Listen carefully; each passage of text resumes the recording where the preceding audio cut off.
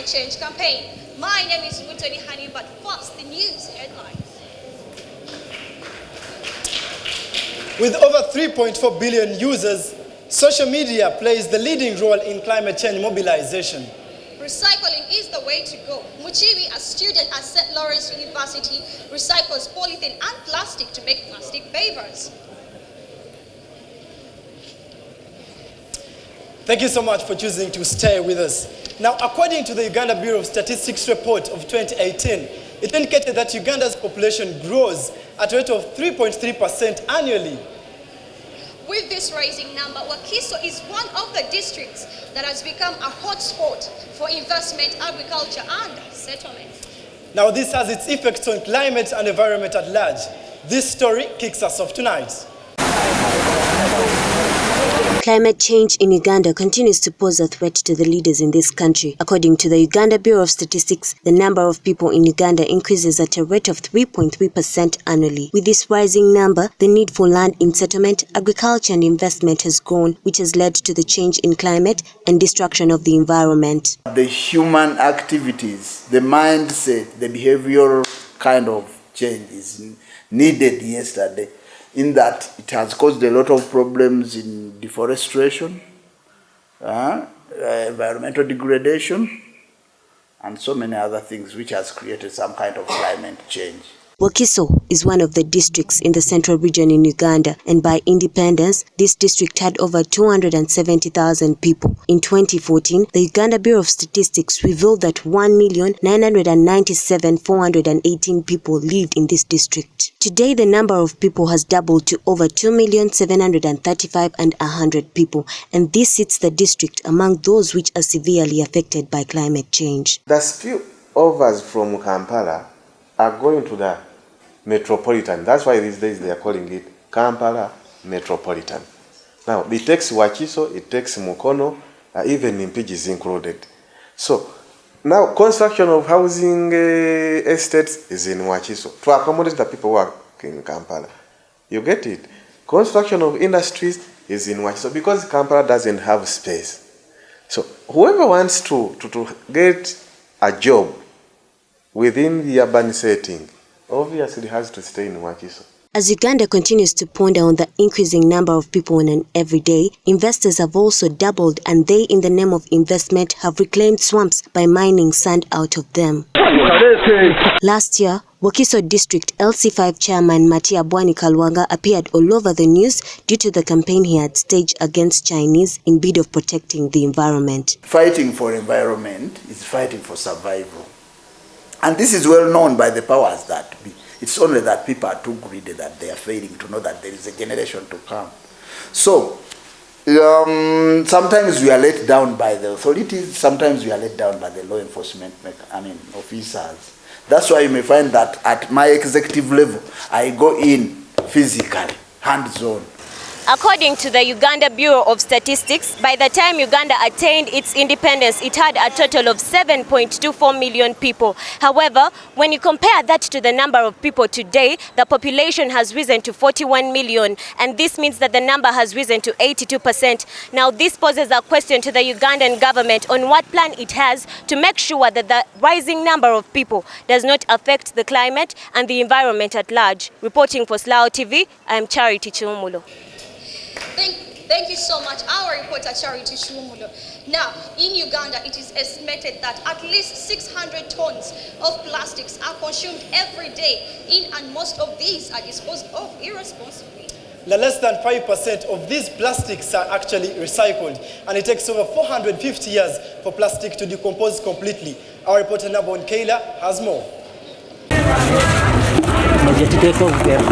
Uncontrolled use and excessive way of disposing plastic is one of the major causes of environmental degradation in the world today. There are staggering statistics on plastic pollution in Uganda, and it's estimated that at least 600 tons of plastic are consumed every day, and most of them are disposed of irresponsibly. In most countries, only 9% of plastic is recycled compared to 5% which is recycled in Uganda. Plastic can take over 450 years to decompose completely, and this has had its effect effect on the environment and climate. Muchibi Moses, a student of Central Lens University, started recycling plastic to produce plastic paper as to save the environment of Uganda. He adds that more than half of plastic are used and disposed of around Kampala, and at least 51% of plastic garbage in the city is left uncontrolled. I did my degree in environment conservation and protection, and that thing, as an environmentalist, I sit and I start thinking, how am I going to help the environment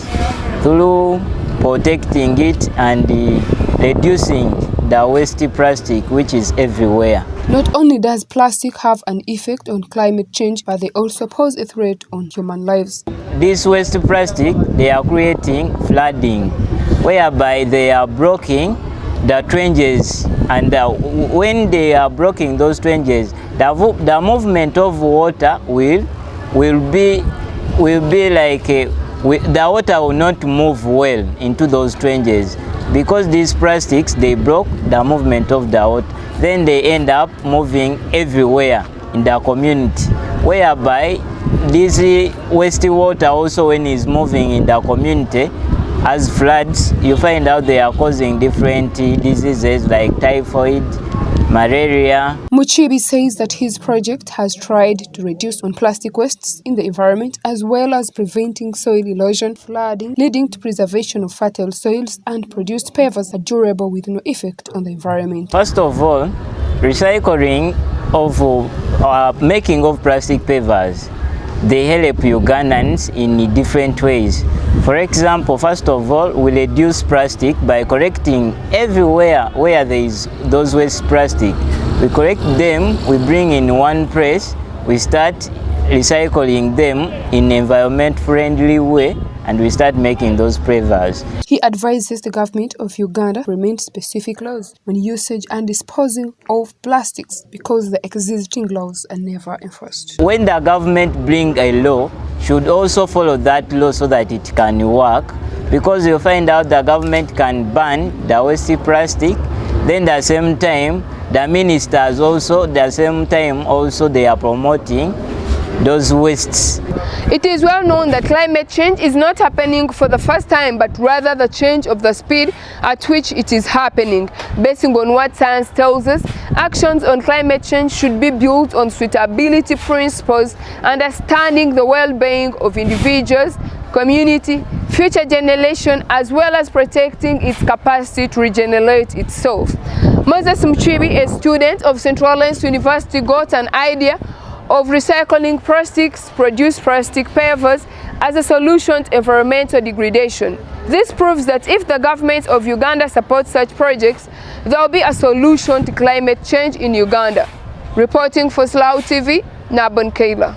Thank you so much, Nabon Kayla. Hopefully for all those who have watched this bulletin, we'll take caution on how they handle polythene bags and plastic, of course. All right, now, politics plays a central role in as far as climate change is concerned.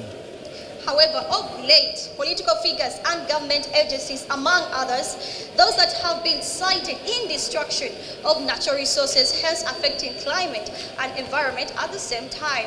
Our own Achiro Teresa has more of this report. Politics has played a central role in as far as climate change is concerned. In fact, in the preamble of Uganda's constitution, Article 27, subsection 2 about the environment, stipulates that the utilization of the natural resources of Uganda shall be managed in such a way as to meet the development and the environmental needs of the present and the future generation of the Ugandans. On contrary to this act, political figures and government agencies have gone ahead to destroy the environment and as well destroy the natural resources that has caused the change in climate change. A district leader, for example, would say Africana Azalea is a government tree. He tells the community it's a government tree. Don't cut it. If you cut it, it's a criminal case. We all know that communities do have stake in this forest. That government keep forest in the trust of the community. But now you have this leader who masquerades. So there's a lot of myths to be broken.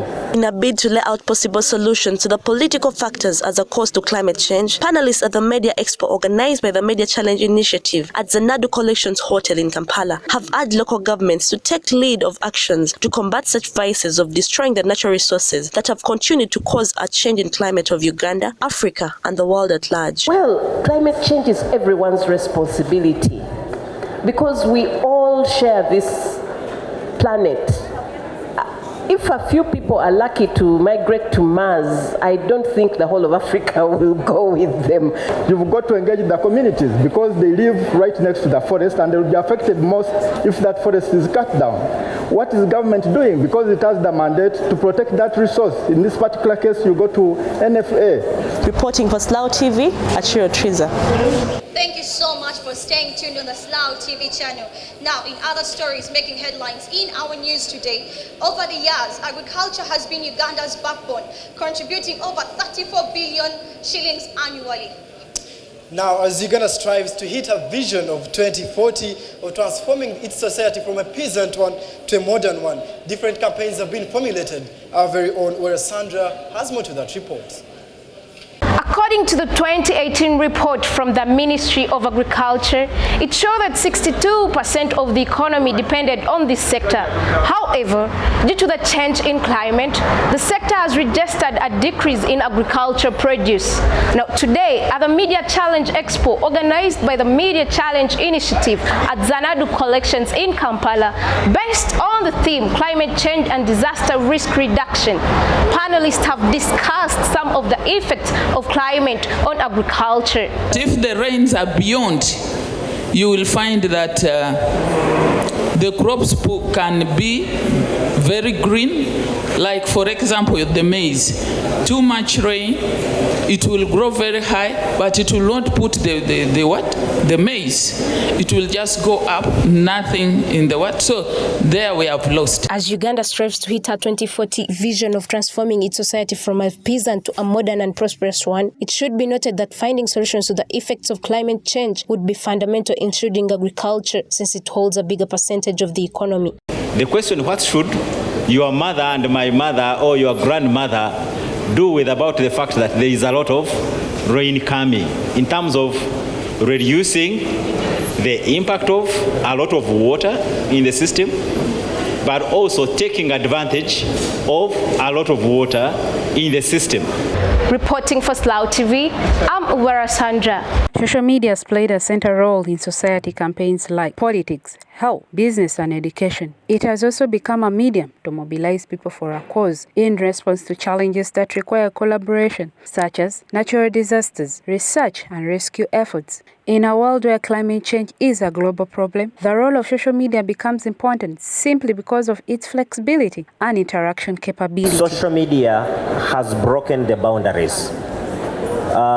It has even taken the restrictions on reporting from Gerard and his colleagues, and now we have very many people who are doing citizen journalism. In a study carried out at the Federal University of Technology, Akure, Nigeria, in 2013, it showed that 98.3% of the academic and non-academic staff heard about climate change through social media, and of these, 48.6% discussed it with friends on their networks. According to the report, 77.6% discussions were on global warming, while burning other fossil fuels was regarded as the main contributor to climate change, with 36.7% and 47.6% were very concerned and moderately concerned about climate change, respectively. Over 3.4 billion of the population across the world are regularly using social media, with 2.2 billion active users on Facebook,